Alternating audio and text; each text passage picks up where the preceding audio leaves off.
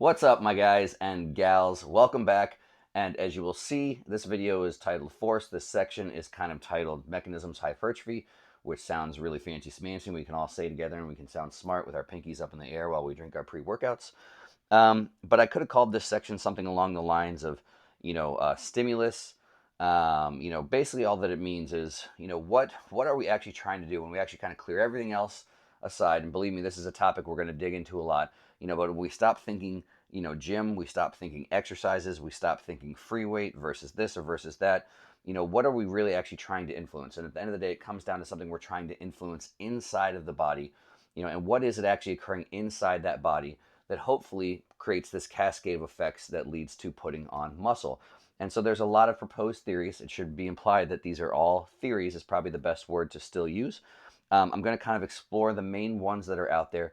But all this is really through the lens of the gym, the lens of through what does this actually mean? What can I actually translate this into the gym? And really, where's the most evidence aside from just obviously like, the peer reviewed evidence thing, which is great. But also, where's there the most evidence, obviously, within the gym as well, too.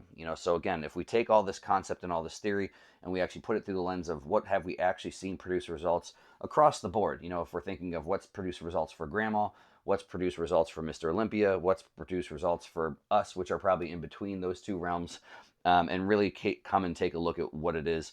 And again, this is actually a relatively quick, simple video. And as you'll see in things coming, we're going to see, well, what are the things that influence how much force we can produce inside the body, what amount of force outside the body placed in certain ways will influence what the body then has to deal with in the nature of torque. So we're going to get into this a lot more, but I really want to take this and strip this down to the bare bones and the way that it works in my brain, which is basically a very easy to understand thing. And also clarify, really start to think again when people talk about what produces results, because a whole lot of things get thrown out there. And again, so the very simplified version of is force. And yes, some dose is dependent. So when I say dose, normally I'm referring to volume. And again, the reason I sometimes say dose as opposed to volume is because people talk about volumes as lots of different things. Sometimes they'll just talk about, how many sets you've done, how many reps you've done. Then we get into the notion of effective volume. Do I count warm-up sets? Do I count working sets? What do I count? And so the reality is the dose does matter as well too. So there's going to be another video on volume as well too. But those are the two main things. It seems to be force, at some given dose. And so when I think about those are basically the things that we can mess around with and a whole bunch of things that influence that and we'll get into. But think about that in stems when people talk about some of the stuff that you hear out there when people say, oh, well, what about doing stuff with this tempo, or what about time under tension? And what about, doing things to just mix it up or challenge different angles or different whatever? And realize, when you hear that kind of stuff, you've always got to take it back into your brain.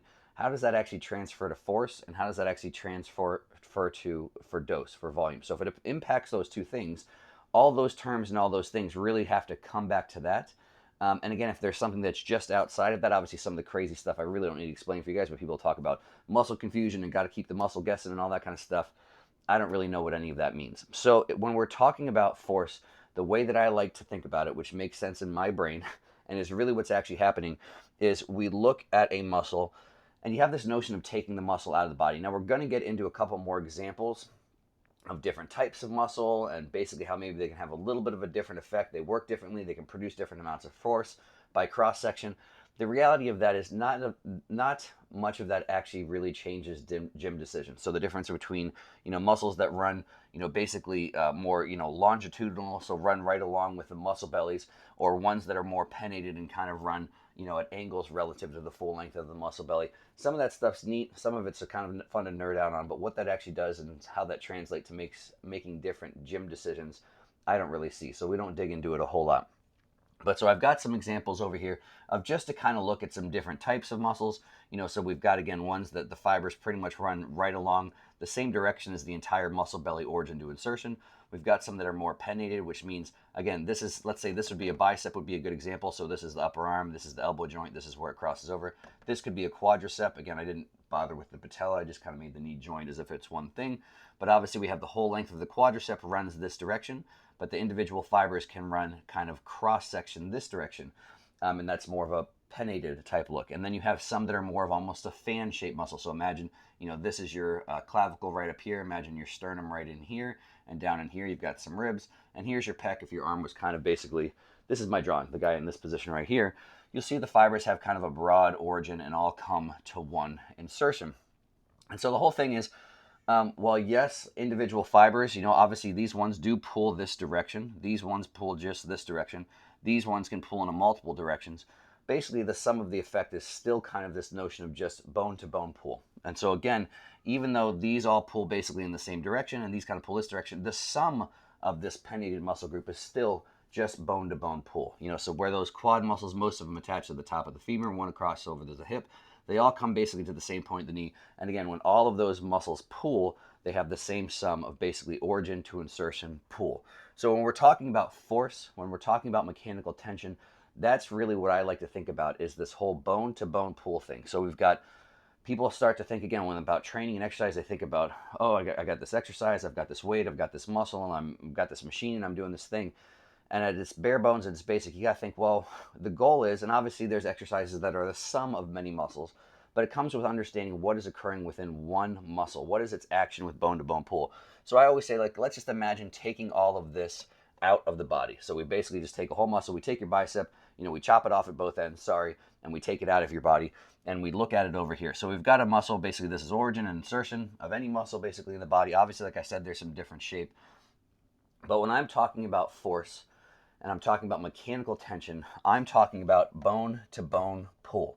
And there you'll see as we go down the road, there's a lot of reasons that I clarify just bone to bone pull, because that bone to bone pull does not directly translate to what is occurring even at the joint. It doesn't even occur to directly correlate or directly relate to what's occurring at the hand. You'll find that at different lengths of a muscle that we'll get into, the amount it's even capable of pulling is different. But at the end of the day, we're talking about bone to bone pull. I've even given an example here of, I talk about things running from origin to insertion. There's these things called, what's the word? Non-sequential muscle fibers. And so basically what it means is, if you look again at an individual fiber, you hear this stuff sometimes when I talk about bone to bone pull, and people will be like, what about non-sequential fibers? There's fibers that don't even go from one end all the way to the other end, the origin insertion. So how could bone to bone pull matter? Well, yeah, that's absolutely true. But basically this is a horrible, horrible drawing. But fibers run like this. So you could have a fiber that runs and stops, but it's glued to another fiber that runs and stops. And all of those fibers essentially glued together still have the same sum effect. So again, I'm aware that there's some nuance there. There's examples I've given here where it's not all things in straight line. There's examples where things, again, don't go completely every single fiber from one end to the other. But again, the still end result will be the same. It is going to be origin to insertion pull. And sometime down the road, we'll get into things like fascia as well, too, and how there absolutely can be a transfer of force through fascia. And people talk about the magical and mysterious fascia and its ways can transfer force, and as if it somehow debunks what muscles do. And some people imply that it's overly simple, this model of origin to insertion. And the reality is, yes, when you're looking at a body, and yes, you're looking at fascia, some of those things and fascial planes, they exist. They're complicated, but the reality is, people at the same time, again, bone to bone pull and muscles, and again, not thinking about what fascias, glued essentially to the top of them and how that might cross over a joint differently. The muscles still do what they do. It's not wrong to simplify that component and at least control for something. And if it wasn't important, the example I always got from Tom Purvis was, okay, if fascia is this magical thing that can do stuff all by itself, then shoot Botox into a muscle and see what it does. Shoot Botox into all the muscles that are your elbow flexors, and then see if your fascia can bend your elbow. And the reality is, it can't. If anyone's ever had Botox in anything, it essentially paralyzes the muscle. And so again, if muscle was something that didn't have this function or didn't create bone-to-bone pull, then in the absence of it, we would still have this fascia that can do something, which in reality it cannot. So again, I get all that because you're nerds, you like nerd stuff, and we want to cover some of the things you might hear when sometimes this seems like an overly simplified version. But at the end of the day, the reason you do this is because you have to control for something before you can get into the more complicated stuff. And I've even given another example here where, again, this will be down the road. This is kind of when you hear me talk about internal mechanics, is I could have this bone-to-bone pull. So here's a bicep, here's my arm, going from this position to this position. So again, like I've said before, you can have the same muscle that has the same bone-to-bone pull, but with the same amount of pull, it can have two very different influences on the amount of torque it can create at the joint. So again, the same amount of pull here and the same amount of pull here is going to have a very different torque response. So again, this is why it's really, really tough to not take this first very simplified version of what happens origin to insertion before things get a lot more complicated. And so again, I think this is kind of a simple video. It really is. But I want you guys to have this very simple, very basic version of, again, if we're trying to create change in the body, we have to dumb it down, and we have to start here. So again, what we know, let's exclude dose for a minute and volume. I'll come back to that. But training is adaptive. So when we're doing something, when we're using an external load on the body, we want this internal bone-to-bone pull response. And so again, I always say, imagine these little baby scales. You got a little scale here, and you got a little scale here, and the scale stays still. This pulls really hard. We can measure how much that's happening. And obviously in the body, when bone-to-bone pull occurs, you basically have three options. It can pull, and it can create a concentric and pull together. It can pull and create an isometric where it's a lot of force but nothing's moving. And even there's a degree of pull when it's being lengthened eccentrically. So again, it's still pulling. It's basically just controlling the lengthening and still producing force. So again, at any point in time, this is even too why I say all muscles do is produce force. They don't necessarily even produce motion, because obviously there's the isometric example. There's times when muscles produce a lot of force and nothing actually moves. So they produce bone-to-bone pull force, and then ultimately that force will influence joints by creating torque or managing torque around a joint. So again, training is an adaptive process. This is something everybody pretty much agrees upon. So again, if we have these bone-to-bone things, we use an external force, we create an internal response. The internal response is going to be a combination of, again, force on a concentric, force on an eccentric, maybe force on isometrics. But over time, this thing that everyone agrees upon pretty much unanimously is that level of force has to constantly increase. So it's an adaptive thing. So over time, when we start talking about progressive overload and all the things that go into that, really what progressive overload is in my brain is coming back to what's occurring here. That little baby scales are getting higher. It's not always what's in your hand. It's not always what's on the machine or whatever, because for all that to get through to this, it's got to do certain things. It's got to cross over joints in a certain way, and we've got to make sure we're not doing stuff, even if that's moving, to make sure it's all getting here and not being produced by something else or lost along the way. So again, progressive overload, in my opinion, it occurs here. This is the only place progressive overload really truly occurs, is in that bone-to-bone pull. And whatever little baby scale, whatever amount of force we're demanding of that muscle, that amount has to increase over time. We need more force for things to grow. Now again, what is the dose? And we'll talk about what actually produces more force or less force and things like that in videos down the road. But yes, the dose is important. So again, I could meet all those requirements. So again, I could have more and more and more and more force from a muscle, bone-to-bone pull over time, by just increasing my 1 rep max. I only ever went to the gym, and I only ever did 1 rep max, and you can absolutely get stronger that way. And to some degree, you'll put on tissue that way as well too. But everyone also agrees upon, for hypertrophy, for muscle building, the dose is important as well too. Even within just 1 set, that's where volume starts. Again, obviously 2 reps is twice as much volume as 1 rep. Then obviously 3 reps, 4 reps, 5 reps. So it seems like the minimum, depending on how you're doing it, and again, there's a whole lot that goes into it, seems to be maybe somewhere around 4, 5, 6 reps is kind of the minimum threshold dose of the start of volume. So again, of 1 set, and then there's a whole bunch of conditions after that of, do we need multiple sets? Do we need multiple exercises? That's stuff we're going to discuss down the road. But so again, thinking about all that kind of stuff, and obviously thinking about the simple things, and we'll get into this to great detail, but why I say progressive overload occurs in here is, again, because are we actually creating more bone-to-bone pull? And again, there's a whole bunch of reasons, and this is why I say, yes, load is a massive factor in that, and yes, form is a massive factor in that. Like I said, it's force demands on every type of contraction. So there's force demands on the eccentric. If you just drop a weight, what do you think is occurring with those little baby scales? Do you think they're actually creating any force, or they're just completely relaxed while you let gravity do the work?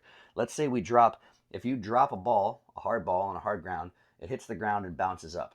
Did you have anything to do? Did you have to produce any force for it to bounce back up? No, you dropped it, and gravity obviously is the thing that made it move. And then momentum, that direction change, the force from the ground is what made it move. So the same thing, I could drop a weight, do a very fast, uncontrolled eccentric, and I could literally bounce out of the bottom. Now again, if I come back to here, and I'm looking actually range specific. So again, the entire time I'm going down, even though I have a weight in my hand and it's going down fast, there may be nothing happening on this little baby scale. And let's say again, I bounce out of the bottom, there still might be nothing happening on the baby scale until I get to this point. And so again, that's why form is such a massive component. not just to make sure it's on the right bone-to-bone spot. I mean, what good is if I'm trying to do the bone-to-bone pull on my bicep progressing over time and I'm using my shoulder instead? But also, for the reason that, like I said, dose is important. So how much volume is actually within one rep? And this is something we're going to get into a lot down the road. Where again, obviously, I could do one rep where I'm actually using my muscle and creating high demands bone-to-bone pull the entire time I'm moving, or I could do a rep with the example that I just said before and basically only have this much range of motion. Maybe 20% of the time I'm actually holding the weight is something actually moving or actually creating that bone-to-bone pull. So this is the stem of it. This is the base of it. And again, the next video you'll see, we'll kind of discuss some of the other mechanisms. So again, there's proposed mechanisms aside from force. But again, the number one thing from anecdotal to clinical, meaning what we actually seen in gyms, what we've seen produce results, putting on muscle from every type of body, regardless of gender, regardless of enhanced or natural, regardless of age, is force seems to be the main driver. And again, if you look in the field, if you look in the trenches, if you look from someone that trains, if you look at the peer-reviewed and the evidence-based community, everyone still seems to agree, put the most stock in maximal force production. And again, that's the big takeaway for what does this actually mean in the gym? Because you're going to have to figure out later on down the road, well, why would I maybe do more sets? Is this about maximum force production, or is this about the dose? Or what are some things that can lead to maximal force production aside from load, aside from form? And so you really need to put those things in your categories. Again, when we're starting to make good gym decisions, when we're starting to analyze the things that we do, again, this is why it's the most important filter, is what are my actions actually contributing to or not contributing to? Are they actually increasing force demands? Are they actually increasing the dose demands? Those things could potentially lead to it. Or is it just filler? Is it just fluff? And again, we'll talk about in the next couple of videos. I'll give you some resources to look into if you want to dig in a little bit deeper about what some of those other mechanisms are. But you'll see even why too. It's impossible really to look entirely at those mechanisms in and of themselves because none of them occur without force happening first, and they could be arguably just be a byproduct, which it would be. So hopefully that all makes sense. I don't want to talk about this one over here. See this one? There's all different types of muscles. Now, depending on what you think about and how dirty you are, there's muscles that look like that. So again, we've got ones that are in lines, we've got pennied, we've got fans, we've got ones like that. That could be something, or that could be your eyeball if you're PG. I'll let y'all figure it out at home. And there's a bunch of cool shit that we don't even really ever think about with how muscles work. Like if you look at how your tongue works. Very, very interesting stuff that basically goes along with none of this. And as far as I know, there's not a whole lot of ways to progressive overload your tongue, or there's equipment for that. But again, this is I say all that and I show all this somewhat to just show some different things and to acknowledge that there is some nuance, in the bone-to-bone pull. That's why I talk about fascia as well as too that there is some other things that go into it as far as force transfer when we're looking at your entire body. But there's absolutely nothing wrong with having a baseline, controlling for some things, and creating some simplicity. And the same reason, the example I always give too, is I've had people tell me crazy things of like, oh, you can't even say that, show me exactly where your bicep muscle stops and where the bicep tendon starts, and that basically even the idea and notion of separating muscles is silly. Like, oh, shouldn't even say quad, you should just say front of the leg stuff and this and that. And I get where the point of that is coming from to some degree, but if that was the case when people tore muscles off of their body, orthopedic surgeons wouldn't know what to grab, what to sew on, what to bolt on, and what to reattach. So again, it's one of those things where you'll hear some of that, and again, I understand where some of it comes from, but this is the reason why getting a baseline of mechanics, getting a simplified version, again, of how individual muscles work, how they influence joints, is a must before you start to consider some of that more complicated stuff, which again, depending on your goal, you may or may not never have to do. So again, this is such an important video for understanding, again, when I'm talking about stripping everything else away and getting down to when I talk about force production, mechanical tension, force is king, this is it. What occurs in this little muscle that we've taken out of your body, and what do we need to have happen here, again, from a force standpoint, a mechanical tension standpoint, and from a dose standpoint. And then we can start to look at all the other stuff out here that will take us ultimately back in here.